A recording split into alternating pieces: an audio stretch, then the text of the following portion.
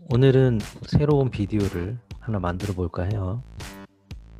며칠 전에 졸업생이 컨택을 해왔어요. 취직을 못해서 어떻게 했으면 좋겠느냐. 처음 있는 일이에요. 내 경험적으로. 작년까지는 다들 원하는 포지션 갖고 또 직장을 가거나 아니면은 대학원에 진학을 했는데, 요번에 한 학생이 자기가 원하는 취직을 못한 것 같아요. 이렇게 목소리를 화면만 보고 얘기하는 게 영 이게 어설프고 쉽지가 않지만 한번 해볼게요. 20대, 30대 청춘은 힘들기만 할까? 이거는 지금 갓 졸업한 학생들에게 도움이 될 수도 있고, 또 뭐 이미 다 알기 때문에 뭐 이런 구차한 얘기를 왜 하느냐 뭐 이럴 수도 있지만, 아는 사람은 그냥 스킵해도 좋고, 그렇죠? 30대에도 도움이 될 수 있는 얘기고, 자식을 둔 부모 세대도 도움이 될 수 있을 거예요. 물론 다 아는 분들도 있겠지만 그런 분들은 스킵해 주시고, 답은 20대, 30대 청춘은 늘 힘듭니다. 이거는 요즘만 그런 게 아니에요. 적어도 내가 아는 한은 사회 초년생들은 늘 힘들다.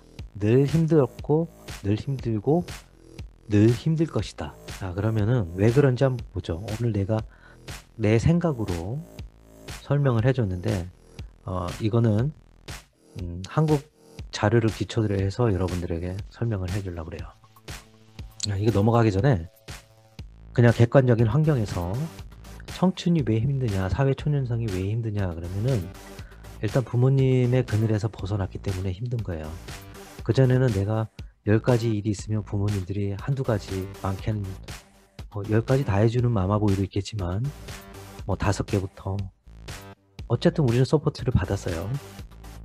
그러다가 대학을 졸업하면 이제 내가 알아서 해야 되죠.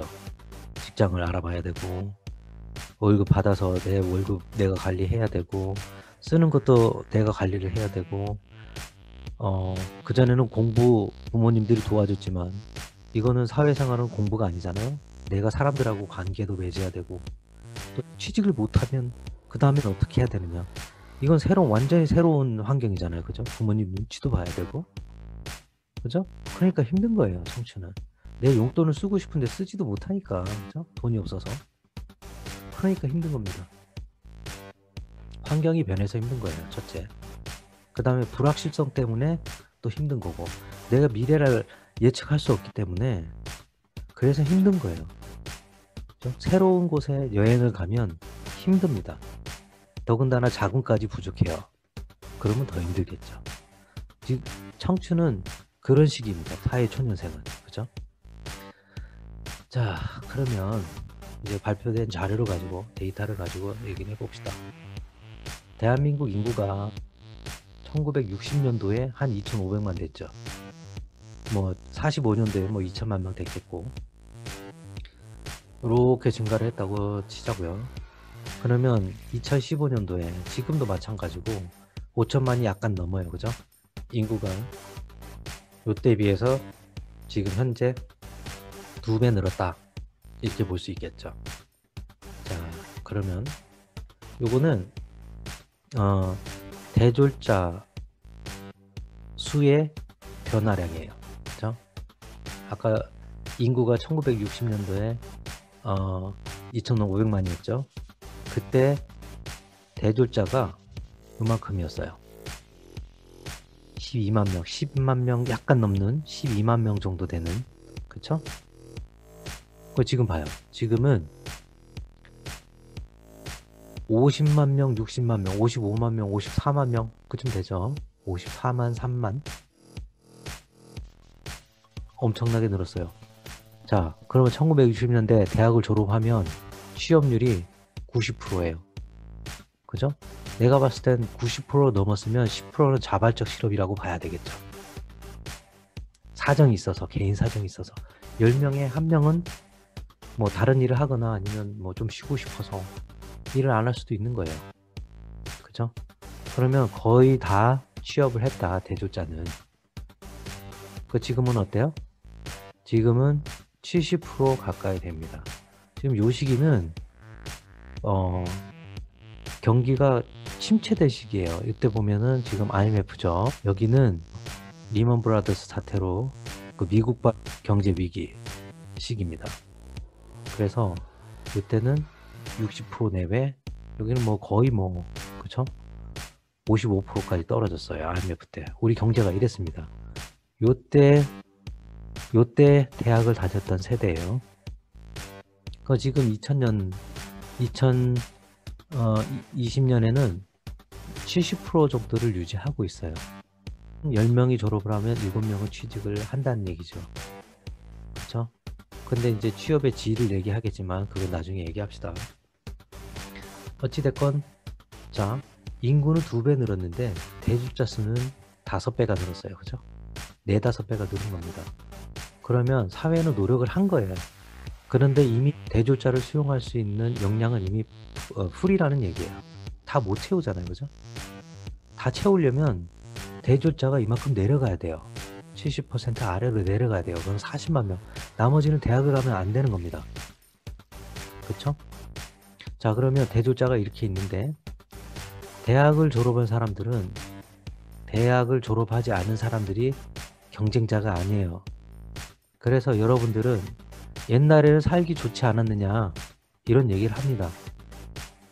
옛날에는 이 사람들은 살기 좋았어요. 그런데 대학을 가지 못했던 사람들의 삶을 봐야 되겠죠. 훨씬 더 많은 사람들이 대학을 졸업하지 못했고 그래서 엄청나게 힘든 생활을 합니다. 요즘은 매체가 있어서 어디 가서 청년이 죽으면 사고로 죽으면 뉴스에라도 나와요. 그죠? 이 당시는 어디 가서 누가 죽었는지도 모르는 그런 시대예요. 뉴스 매체가 발달되지 않았기 때문에. 그리고 사고가 워낙 많았기 때문에 쉬쉬하고 넘어가고 그냥 덮고 넘어가고 동네에서 덮고 넘어가고 이랬던 시기입니다. 더 암울하죠. 일을 하고도 월급을 못 받던 시기이기도 해요. 요즘은 소송이라도 하죠. 그러니까 사회가 합리화돼서 여러분들이 아는 건 많기 때문에 그쵸? 여러분들이 더 많은 지식을 가지고 있고 똑똑하기 때문에 불평불만을 많이 할 수 있어요. 근데 그때 불만이 있었지만 소통을 할 수가 없었어요. 그 당시에는 90년대에 대학을 갔을 때 그 노 교수님들이 하던 얘기가 너네들은 불쌍한 세대야. 나 때는 10개 이상 자모포 받고 골라서 갔어. 이렇게 자랑하시는 분들도 많았고 나 때는 은행 같은 거는 고졸자나 아니면 뭐 전문대들이 가는 곳이었어. 뭐 이렇게 얘기하는 분들도 계셨고 그때 많이 부러워했죠. 그러면 당신들은 되게 편하겠구나. 나만 왜 이렇게 힘들지? 나도 똑같이 여러분들처럼 얘기를 했습니다. 근데 그 물 밑에 있는 다른 사람들은 보지 못했던 거예요. 1945년도에는 16,000명 뿐이었어요. 70년대 19만 2천 명이었죠. 80년대 61만 1000명이었어요. 근데 지금 보세요. 300만 명이 넘죠. 지금 대학에 진학 중인 사람들을 얘기하는 거예요. 대학에.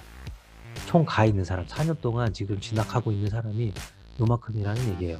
엄청난 숫자죠. 여러분들이 힘든 이유는 많이 알기 때문에 힘들고 근데 어설퍼요. 그게 많이 안다고 그래서 모든 걸 다 안다고 얘기하는 건 아닙니다. 그래서 어느 정도로 볼 수 있는데 보이는 게 나한테 불리해 보이기 때문에 힘든 거예요. 그리고 두 번째는 실제로 우리 사회는 변화해 왔어요. 우리는 정보통신 사회에 살고 있고 기계화된 사회에서 살고 있죠. 데이터 사회에 살고 있는 거예요. 옛날에 100명이 하던 일을 10명이, 5명이 할 수 있어요. 기업들이 아무리 많이 생겨나도 그 기업 유닛당 필요한 인력은 절대적으로 줄어든 거예요.